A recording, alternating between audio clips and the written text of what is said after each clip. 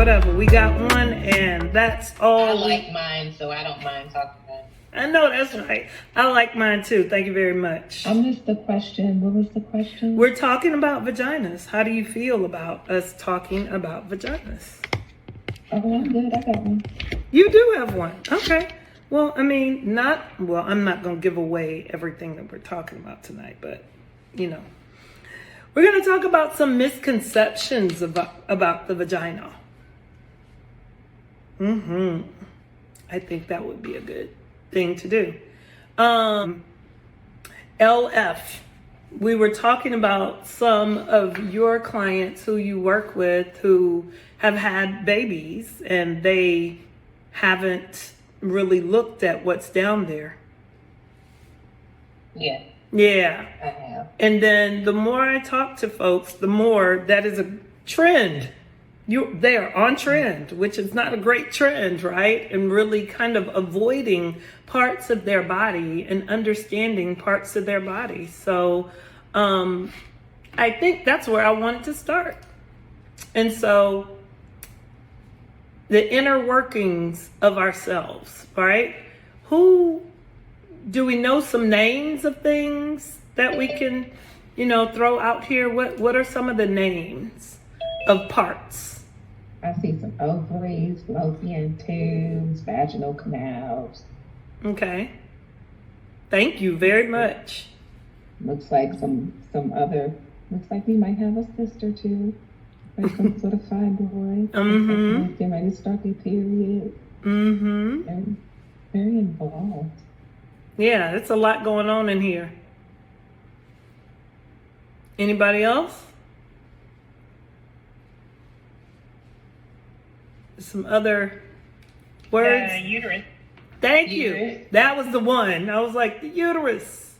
There's a... Kay, did you say the C word? Did I say? I don't know if I said cervix. Okay. But that was the one I know it's there. It is so weird with all the other things that are happening. I could not. Uterus was not going to come to me. It was just like there's where the baby goes. But right. There's a lot going on here. Yeah, I think I was like struck by everything that is going on. There is. And let's be honest. I could have put like a perfect picture here with everything perfect and in place. But I wanted us to know that there are things that are happening with our reproductive organs. Now, what we call the vagina is actually what?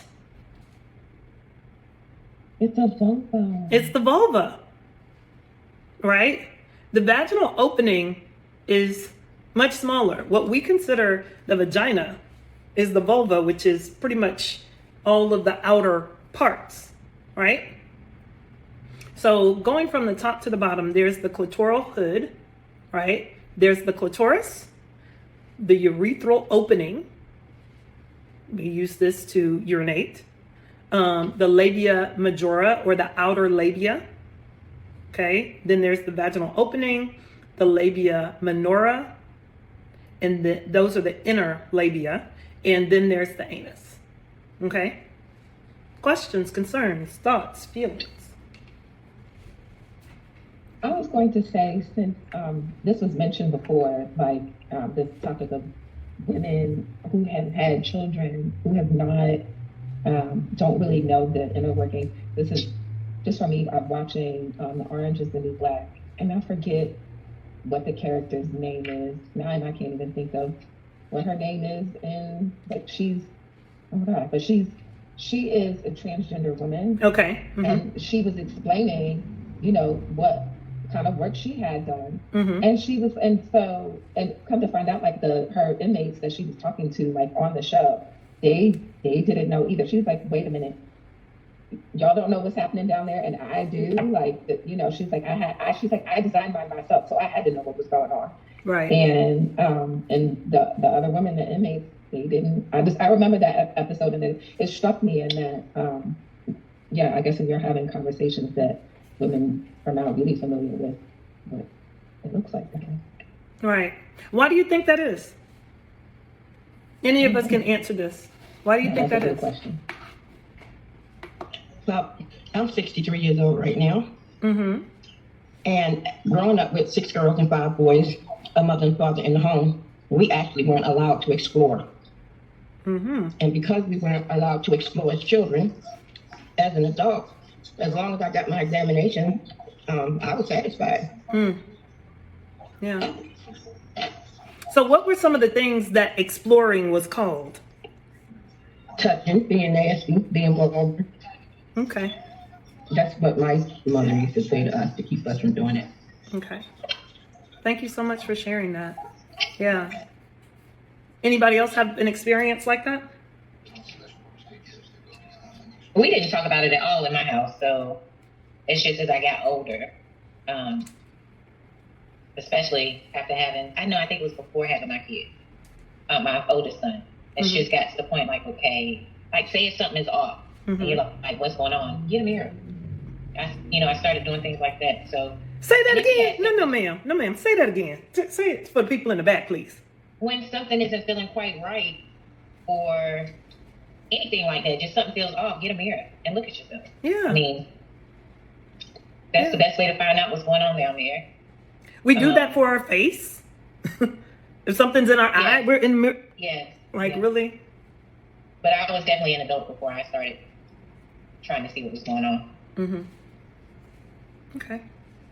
I can remember, I don't know how old I was, but I can remember learning that your urine in your vagina was 2 separate holes. Okay. Because I might have learned it in sex education, but You had sex education? Yes. Wow. Yes. And where did you grow up? I'm sorry? And where did you grow up? East Coast, Clemens County, Hertford, Elizabeth City, that area. Okay.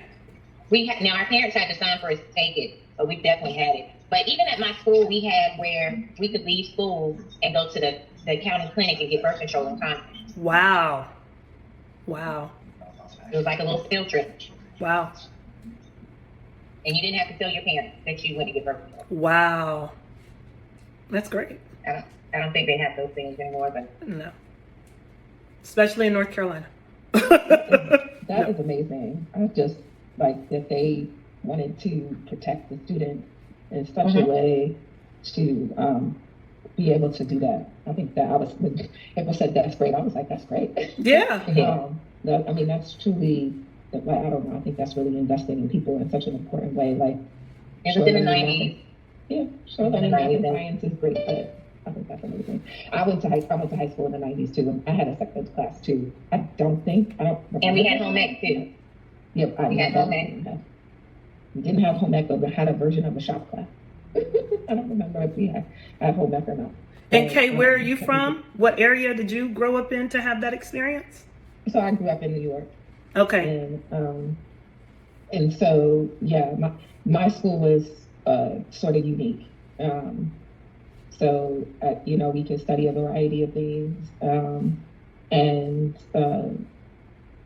we had a lot of options and choices available to us. But I remember taking a sex ed class. I don't remember much about the class except for honestly the teacher drawing a picture of a penis on the board with like hands stripping off. This is what I remember. And our sex ed teacher, I want to say, was a PE teacher also. Yeah. So I don't know if that combination just seems.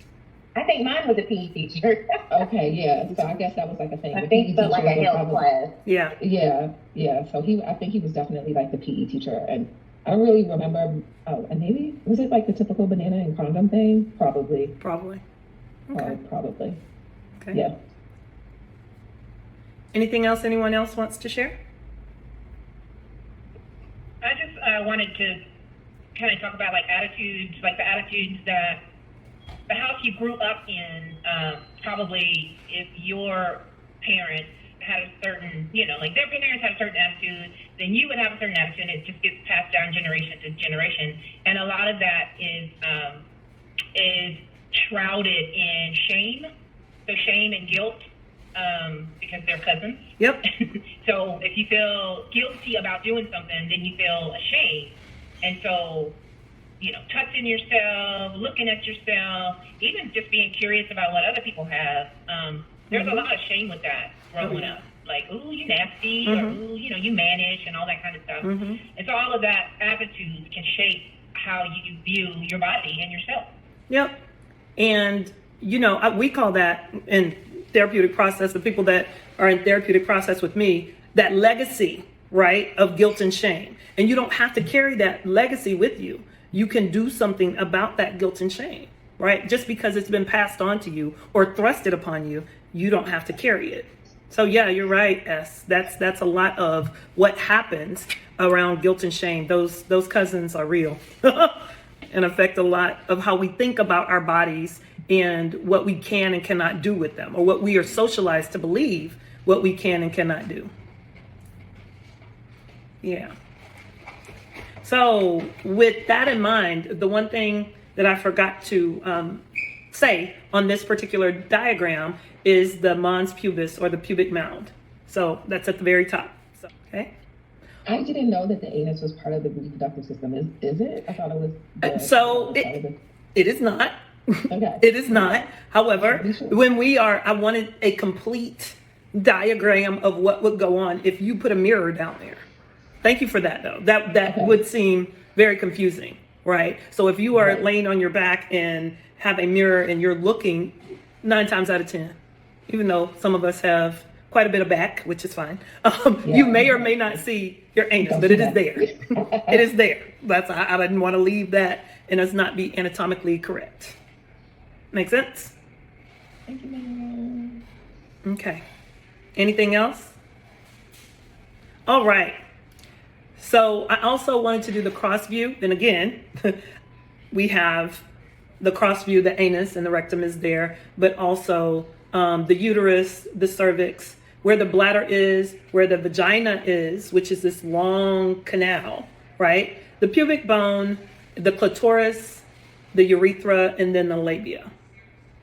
Okay? Questions, thoughts? I don't want to say too much, but I'm going to say. Please do. So what I find interesting, I'm not her biggest fan right now, but I thought it was really interesting in the way that Tiffany Haddish kind of broke down, like, a man's penis is basically like a woman's vagina just fell out. So in the way she described it, in being like, the vaginal canal being a man's shaft and the ovaries being, his scrotum, and just like, I appreciated, I forget what I was listening to where she was talking about that, and this was quite some time ago. So I think it's, something we also have to remember and consider, that our vaginas, I think for the most part, like sexually, to my understanding, can work in the same way that a penis does, and that women do get hard-ons too. Girl, did you, Kim, were you with me when I did this presentation? Kay, were you with me? Sorry. No. I was not there. I was not there, but maybe we were thinking alike. It's possible. I've worked. I forget what she called it. Oh man! But I worked with a woman who, she did some waxing, but she also was a somatic sex therapist. Okay. So I worked with her for a little bit, and she was explaining to me about women having. I think it was her who talked to me about women having hard-ons too. So yeah. Thought I'd throw that out there. And I really appreciate you throwing that out there. Yeah. So when she said there are a lot of like men that are becoming women, they actually cut the penis and push it into the man's body. So the penis actually becomes the vagina. Like the vaginal canal. Yeah, because I think when she said too, because she was like the tip of the man's penis was like the cervix, like a woman's cervix. So I guess that would. Would it be more like the cervix, or? I don't know. I think that's what she said. I don't remember, to be honest. But I mean, I do like it for me, like a man's scrotum and a woman's ovaries. I mean, that just tracked. Yeah. And then the man's shaft and a woman's vaginal canal, that tracks. So yeah. But now the other little details, like the clitoris and cervix, I don't know how what happens with those parts with a man. Well, let's find out. So sorry. No, please. Yes. Okay. The head of the penis actually is the clitoris because that's where all Thank the you. nerve endings are. I knew you would say it. That's in the presentation. That's in the presentation. I was like, is it more like the cervix or the head of the penis and clitoris? So yeah. Right. And then the scrotum gets split, and that's what they make the vagina out of. Like they split it and almost turn it inside out. And then, of course, they make a hole and all that good stuff. They don't need a cervix because they're not going to have children, so they don't need a cervix. I could talk about this all day, but I won't. But basically, when you're born, when you're in utero, the penis either stays a penis or it becomes a vagina. Yep. In the very, very beginning, when you are forming, everyone has the same anatomical structures for their what do you call that? Oh my God, it's a long day for me. Yeah, you're fine. Keep going.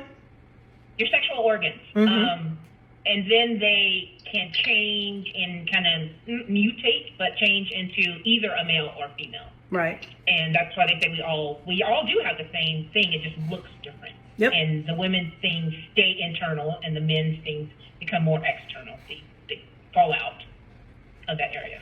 Yep. That's what Tiffany Haddish said. Yeah. Okay. Again, I think this is where we're going to talk a little bit more and go a little bit deeper into things. So the first thing, when it comes to the clitoris, there's more than meets the eye. Although size varies greatly from person to person, the glans clitoris measures about 0.5 to 3 centimeters. However, the clitoris extends much further internally. These internal parts include the bulbous internal extension, the vestibular bulbs and wings on either side, the corpus cavernosum. The entire clitoris measures around 4 inches. Interestingly, the clitoris also continues to grow throughout life. Thoughts? Feelings? Did we know this? Does she go inside about 4 inches? Did not know that. That's very interesting. Yeah. What's her name? Is it Goody Harris or something like that? She was on a podcast that I listened to, and I guess she does like, I don't know, it's not sex ed. I guess she may be like a sex therapist or something. I don't really know. Sex educator, probably. Yeah. Something along those. That's what it is, sexual or sex educator. But that part I did know. I forgot what I was going to say. I didn't know that the clitoris measures 0.5 to 3 centimeters, though. That's interesting. I also didn't know that it continues to grow throughout life. Is that really throughout life, or is that through puberty? Throughout life, from what I understand. Interesting. S, you want to chime in? I do. I don't want to sound weird or strange. No. But if it grows so much, why does sucker still hurt?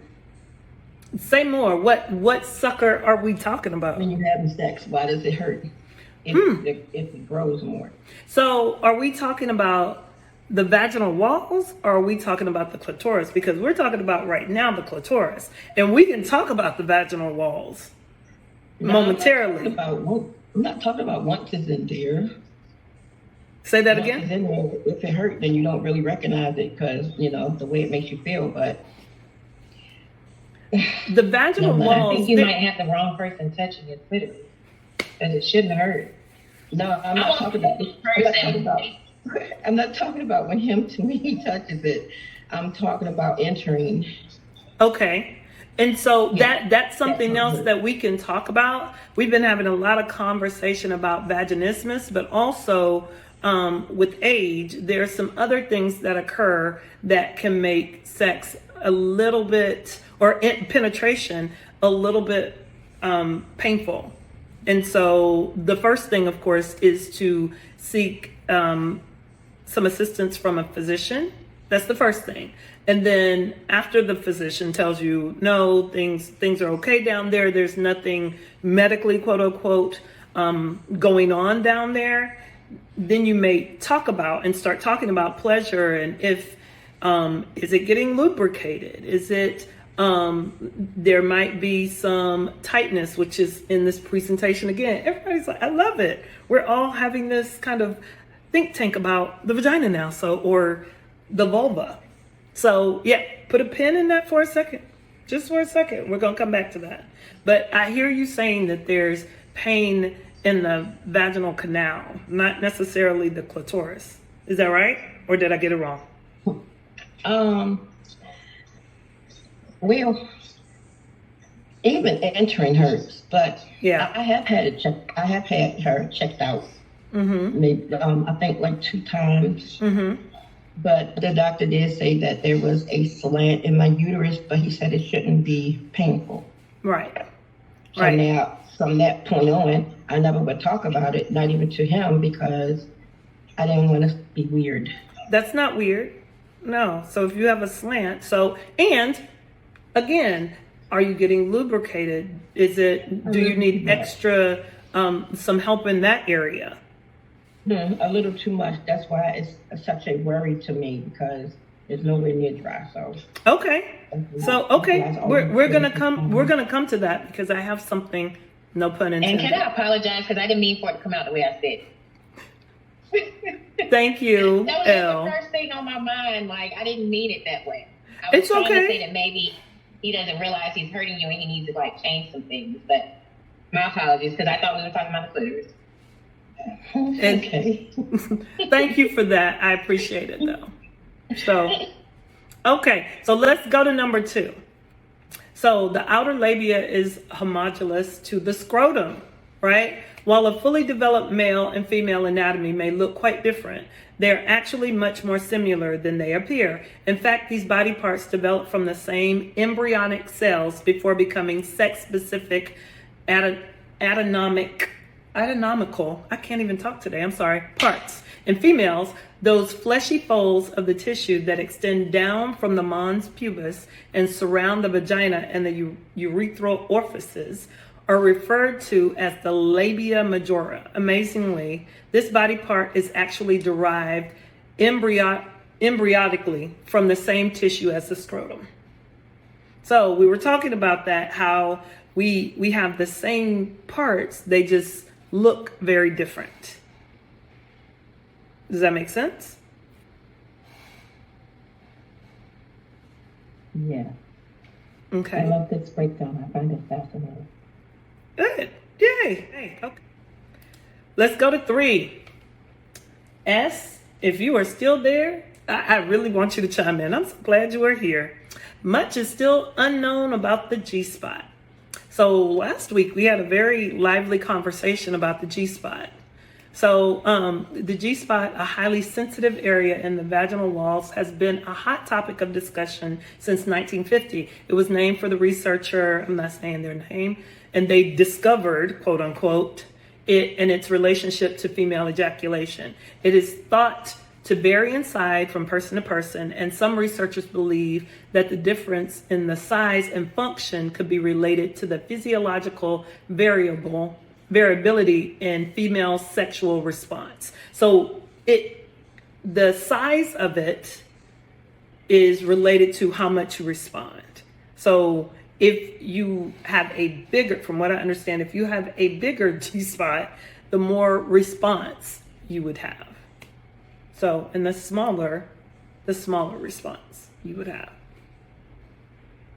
Thoughts, feelings, questions? Response being the ejaculate? Yes. Or the feeling.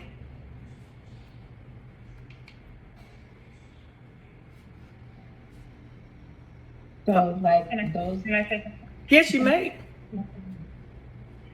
I just wanted to kind of clarify that the reason it is such a hot topic and so like, like some people say there is one, some doctors say there isn't one, and it's been researched.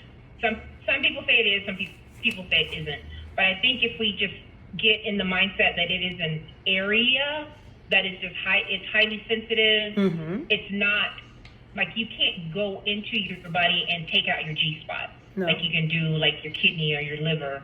It's an area in your body that responds to pleasure. And so that's why it's so hard for scientists to say that it is or it isn't. And like April said, in some women it's small, some women it's bigger, but all of it is like this concentration of nerve endings and feelings. So don't let anybody tell you that you don't have a G-spot. You know, that's the hope. Yeah. Thank you for that. Yes. I mean, and the area. Right. And I think that's the best way to say it. I mean, instead of the G-spot, the G area. I like that. The G-area. No, the G area. We're just going to keep it there. So yeah, the debate of whether it is or isn't. And when you reach it, you know that it is. And I encourage people to continue to look for it, have exploration or sexploration to find it on your own or with a partner. So I encourage you to do it on your own first. That's just my thought. But yeah. Someone else had a question or a thought. I have a question. So I've heard that the area is supposed to be soft, like the soft part behind the roof of your mouth. I don't know how to explain it. Like not the hard part of the roof of your mouth, but like if you take your tongue back a little bit further, it's supposed to be soft like that. Okay. So I guess my question is that true? So I want you to think about the vaginal walls. Okay. And going into, I don't want to go all the way down or all the way back. But when you go, so most people will say that it is down and up. Okay? So it's angled down and up. So in my mind, this is my mind, the areas of the vagina are spongy. They all are spongy. So with that hard and soft, I don't know kind of what you mean by that, but the directive typically is going down and then angling up at an area. So do you see where the bladder and the vagina, like right in there? I'm saying this area is in that area. And I'm touching it like you could actually see. And I don't know. Oh, can you guys see the blue dot? Yeah, blue dot. So in this area. So hold on. So is that near your cervix? Yes. Oh, okay. Because I was always told that it was, I guess, closer to the vaginal opening, though, when you first go in. So here? Yeah, somewhere. Yeah. Now, hear me clearly. This, for some people, it could be here. For some people, it could be here. But what my research is more in this area here. So down I wouldn't and up. know, so.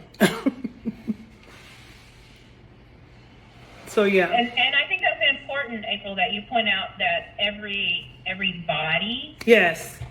2 words. Every body is not the same. Correct. And one word, everybody is not the same. Exactly. So where yours is and where Sheila's is could be totally different. The important thing is when you're looking for it, you're focusing on an area of pleasure. Yes. Not like a geographical location, because you might miss it. Say that again, please, S. You're focusing on what? Pleasure. Yes. Yes. Yes. So it could be anywhere in here, right? Along the front though. Bladder side. It could be back here. It could, again, going back to what S said. So typically, now I'm talking research. Again, that's why I said researchers are more like it's in this area. However, for somebody, it could be here. Like S said, everybody's body is different. Everybody. Yeah, some people may have a 2-inch canal, and some people may have a 6-inch canal, and so maybe in a different place. Yeah. But there is a way to look for it if you're looking for it, and that's the way April said. You insert a finger. Some people say you do your finger like a come here. Yeah. Everybody seeing? And you're feeling for an area of that's pleasurable. Yeah. And it does feel different than the rest. Like somebody mentioned that it's soft, kind of spongy, but it's not a body part that you find. Right. It's an area. Right. Right. And I'm going to shut up now. No, please don't. When I think about it, it's almost like when people say tender, they're typically thinking about pain. But when I'm saying tender, I'm saying it's more sensation. Does that make sense? So when you're feeling, there's more sensation there. Make sense? Yes, got it. Okay. Thanks for going back. I feel like the wheels are, of course, I feel like the wheels are turning here. Vaginas have the ability to adapt and grow. Right?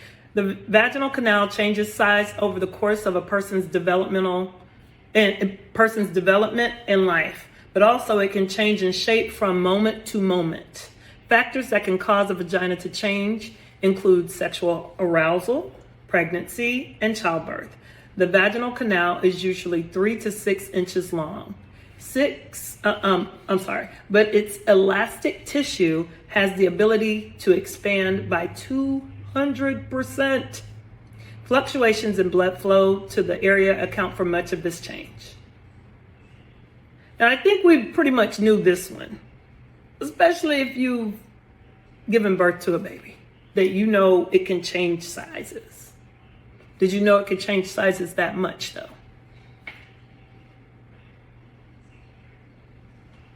I could imagine if a baby's head has to come through. Especially the big babies. Some of my friends with them 10-pound, 12-pound babies. I'm like, whoa, child. But it snaps back, though. It will snap back. It will snap back. The clitoris exists solely for pleasure.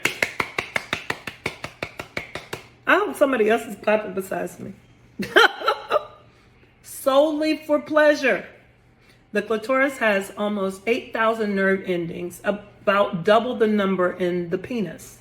Although nerve endings make the clitoris extremely sensitive to touch, pressure, and temperature, researchers often point out that the female orgasm has an exclusively sexual function, aka pleasure. So, again, if you have found your clitoris, you can typically understand how to make yourself orgasm from just your clitoris. Okay? That is made for pleasure. I love that. Specifically just for pleasure. Thoughts? It makes me smile. Yes! It makes me so happy. I'm lucky to have one. I feel so lucky to have one. And yes, I mean, and Yes. Yes. Okay. Whew. Can I ask a question to the group since we're still on clear? Okay. If everybody doesn't mind sharing, how many people in the group have a rose? A rose? What is a rose? Okay, so that means no for you. That's okay. Like my new best friend. Okay.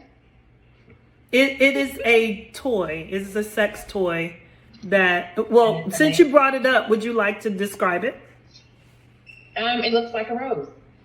It has a hole, now not a hole that goes all the way through the toy, but it's a small hole in the top that you're supposed to put directly on your clitoris, and it has a whole bunch of different modes.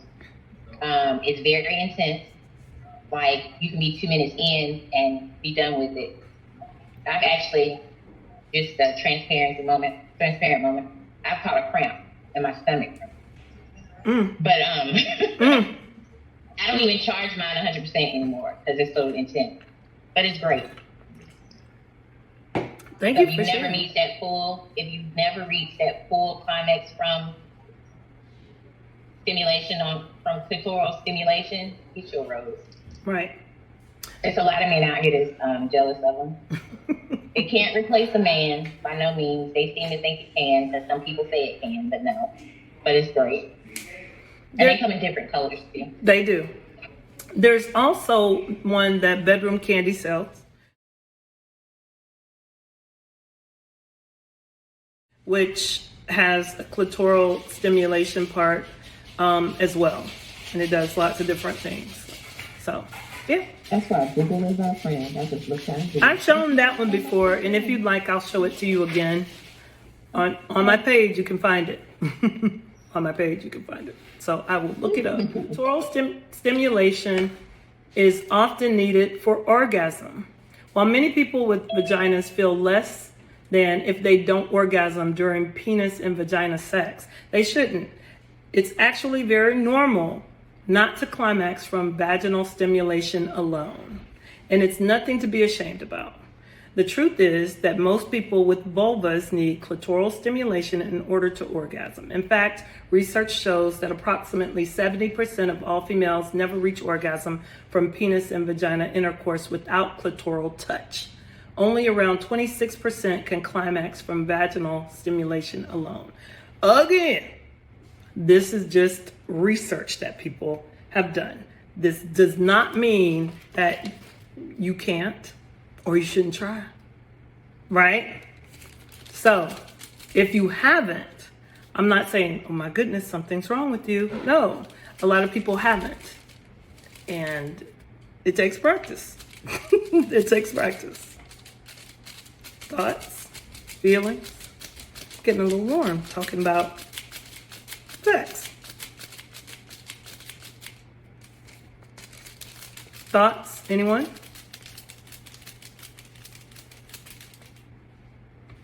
I have so many thoughts. I don't want to keep talking. Why not? That's why we're here to talk. I mean, I feel like,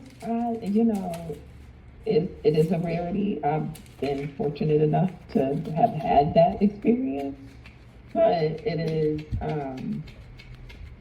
I think it takes a level of like just really communication and intuitiveness to have like just vaginal, like to climax from vaginal stimulation with your partner.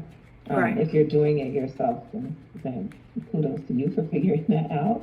Or anybody who is just like, manually doing that, climaxing from, just exploring with their fingers or hands. But with intercourse, like, with a penis and vagina, that takes some intuitiveness with the other person. Yeah. I think that's why it's so hard. Yeah. And some intuitiveness with yourself as well. Like, you gotta, again, we talked about the 8 orgasms, at least 8 types of orgasms last week. And there's some being in tune with your body and yourself, right? So you can give that other person the blueprint of what you like, what you don't like, all of those things. So yeah. Yes. Agreed. Yes. I did not mean to leave that out. No. That's okay. That is also another way that's really important. And I think just based on some of the stuff that you're sharing, well, just in us having this conversation alone, like part of the reason why only 26%, according to this study, is because people aren't in tune with themselves. They don't really know what's happening, within their bodies on the outside or inside. So that's probably why this number is so low. Yeah. Someone has their hand raised. In? Hey, it's Nev. Hey. So first, yes, to not knowing yourself and not knowing yourself, not being able to advocate for your own needs sexually. But it makes me think about how women are unsatisfied whenever they have sex with a man, and how sometimes I feel like some men don't want to take the time to get women like warmed up first so that the experience is more enjoyable for her. And that's probably another reason why the number is so low. Because like, first, if I don't know my own body, I can't give you that blueprint. Right. But on the other hand, you're also not trying to figure it out, and you're not trying to take your time because you don't need to be warmed up. Right. Not necessarily. You're right. You're right. So Yeah. I'm encouraging folks to speak up for themselves if they're not ready. Like, no, like this is what I need to be there, or I'm not feeling it yet. Like, can we get in the mood? Can we get there? Like, advocate for yourself. Advocate. Or just be like, nah, and walk away. As somebody reminded us, they don't replace them, but we have roses and flower bombs out there that can do the job. Not saying they replace them. They get the job done. Okay? I mean, if they lazy, they could just hold the bones. Just hold the bones. Thank you. Assistance. It's, why not? Yeah. I encourage folks to bring things into the bedroom for more pleasure. Again, as S said earlier, this is about pleasure. This is about pleasure. Right? I think a lot of people are just like, the goal is pleasure. Okay? Yes, and as the last person said, I think the goal is pleasure for the individual, for the male individual a lot of time. And not wanting to take the time to, I think it's like you were saying, it's the combination of women not advocating for themselves and then men just being like, okay, well, I know what it's going to take for me, so yeah, they don't want to invest in women. Yes, advocating, having conversations is really important in this. So yeah. 7. Vaginas don't stretch out or get loose. Despite the pervasive stereotype about the postpartum loose or stretched out vagina, vaginas don't necessarily get permanently bigger after childbirth. The vaginal canal expands and contracts over time. Plus, sexual arousal causes increased blood flow to the pelvic area, which may result in a tighter feeling vagina during sex and intercourse, or sexual intercourse. In other words, the more turned on a person is, the tighter the vagina may become. Thoughts? The patriarchy is the patriarchy. When you think about men saying, oh, it gotta be tight, or it gotta be this, or it's gotta be, I haven't had children, but of course we've all heard stories of men saying, well, yeah, after she had the baby, like it just didn't feel the same. And it's like, how selfish are you? Like, you just had your whole child, and you don't even have the patience to like navigate her body again. Yeah. Yeah. But also like this whole concept of being stretched out or loose, how I feel like it can make women insecure during sexual acts, because you might be anxious to be like, well, how does it feel for him? Is it tight enough for him? Like, is this good enough for him? And again, missing out on their own pleasure. Right. Yeah. Yeah. And speaking of the patriarchy, there used to be a procedure after childbirth called a husband stitch, where the doctor would literally after childbirth stitch the opening to the vagina to make it quote unquote tighter for the husband. But really all they're doing is making a smaller vaginal opening, which of course gives the man the sensation that the internal vagina is tighter, but really it's just the opening. And it's not healthy because then there's menstruation, you could get like infection, and it's very selfish and it's very patriarchal. Yeah. Please tell me this is not done anymore. Please tell me that went away. I think Kim Kardashian had it done. Even though she had cesarean and didn't even have vaginal childbirth. I believe someone said that she had it done. The husband stitch. Yeah, you can look it up. So then, like, what about this, like, vaginal rejuvenation thing that, what is that? What is that? It sounds crazy as fuck. What is it? Vaginal rejuvenation. Again, I feel like this is another ploy to. Yeah, it's plastic surgery and surgical stuff. Yeah. And who is it for? I mean, it's definitely not for pleasure. No. Well, it's not for women's pleasure. Right. That's what I'm saying. It's not for women's pleasure. So, and does it really rejuvenate? What? Anyway, don't get me started on that, because that one is not my favorite at all. So yeah, that is, as said, that is just another ploy to get women to buy into there's something wrong with their bodies after childbirth, so they need to do something to keep their partner, especially in that area. When what we know is the vaginal canal expands and it also gets tighter, so it can do both. It can do both. Also, vaginas also have their own version of blue balls. Just like prolonged arousal with climax can cause discomfort in the scrotum, similar effects can be felt in the vagina. People with a vagina can get pink balls or blue walls, which doctors refer to as vasoconstriction. I think I said it incorrect still. This phenomenon is defined as the narrowing or constriction of blood vessels by small muscles in their walls. It is not dangerous, but it can feel very uncomfortable. Okay? So earlier, someone was talking about how it could possibly hurt, right? And it could be that constriction of those smaller muscles in the wall. In the walls, rather. Thoughts, feelings. Having an orgasm may help relieve menstrual cramps. Upon orgasm, whether through partner or solo sex, blood flow increases, uterine muscles contract, and the brain gets flooded with a rush of endorphins or feel-good hormones. This bodily response may help relieve pain such as that from headaches or menstrual cramps.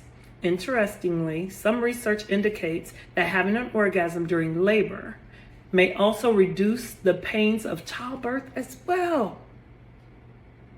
Even though that was... How does that work? Listen, that was the furthest thing from my mind when I was trying to give birth.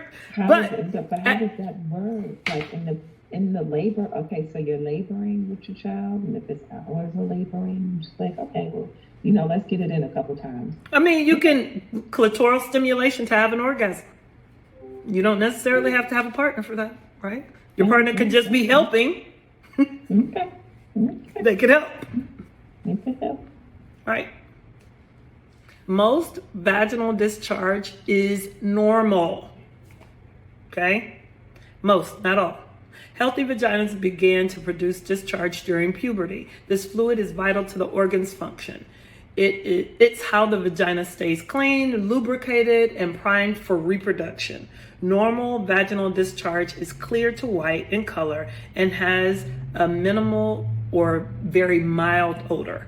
Vaginal discharge changes during the menstrual cycle and during pregnancy. Also, as anyone who has ever tried to conceive knows, monitoring your secretions or cervical mucus is a must to pinpoint your prime ovulation time. Okay. In fact, your vaginal discharge adjusts throughout your cycle to support a potential pregnancy. Soon after your period, you might notice a sticky or tacky vaginal secretion. Immediately prior to ovulation, most people usually detect increased vaginal secretions that are wet and slippery, similar to the consistency of raw egg whites. If you're trying to get pregnant, this fluid facilitates the sperm's journey to the uterus. Generally, your body produces the greatest amount of this type of vaginal discharge on the day of ovulation. Without this lubricating discharge, conception would be much less likely. Following the day of ovulation, vaginal discharge gradually becomes thicker in consistency and less is secreted. Okay? find this fascinating. Thoughts, feelings, emotions. Oh, H, I see. I call it blue lips when we were talking about blue walls, blue lips. Okay. Any thoughts about anything that has transpired this evening? Any of the information thus far? It's been some good stuff to hear. Some stuff I already knew, and some new info. That's great. Okay. Mm-hmm. Yeah, I think I'm on overload. I've learned a lot. Didn't realize how sheltered I was until now.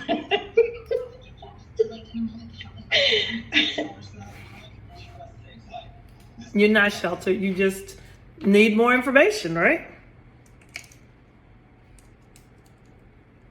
Anybody else? Thank you for this presentation.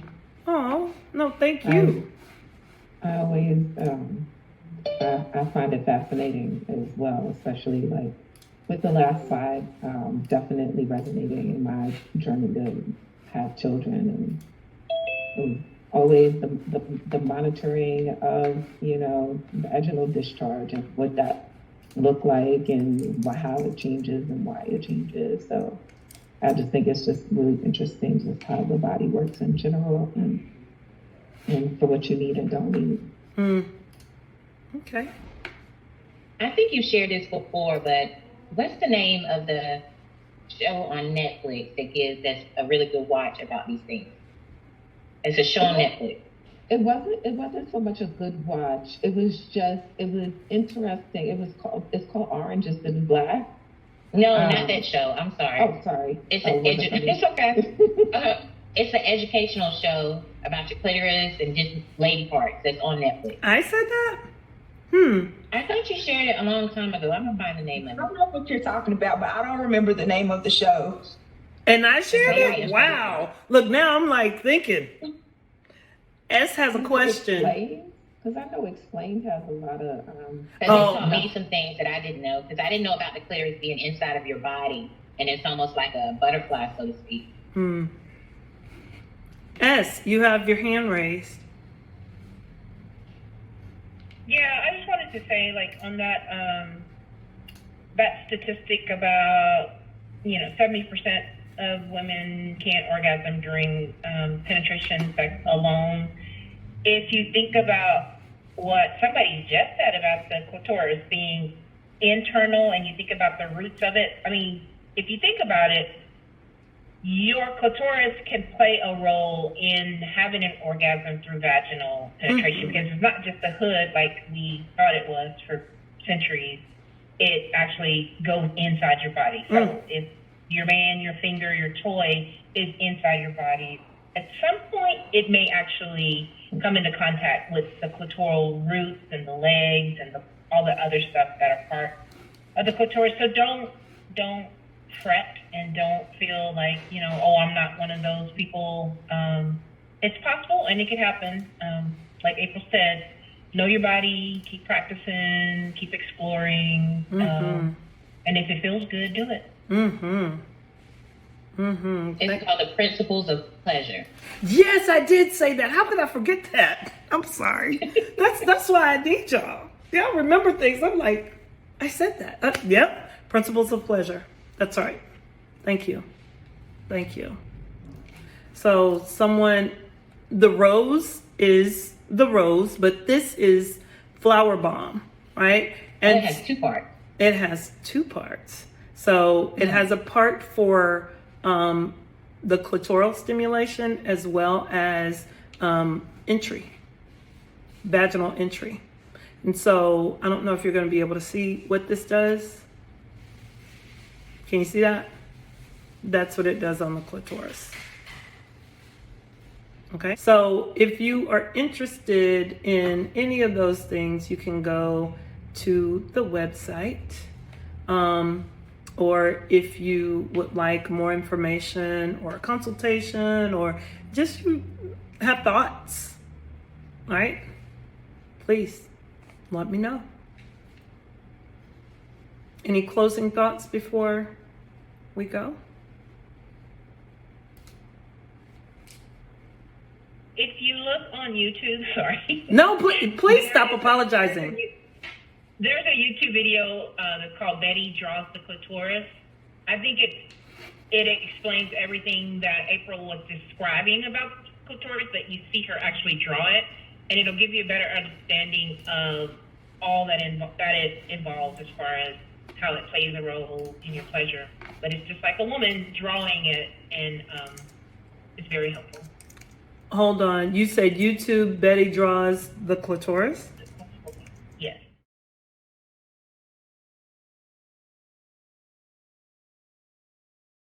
As always, it has been an amazing pleasure to spend Tuesday night with all of you. I really enjoyed the conversation. If you have further questions, please feel free to reach out. Also, if you feel like another queen would benefit from this space, please let me know and invite them. We appreciate people coming to share their thoughts and ideas and learn more about themselves and getting to their own personal queendom. So big hug to each and every one of you. Please have an amazing week. And if you need anything, give me a call. All right? Have a great one. Bye, queens. Good night, everyone. Thank you.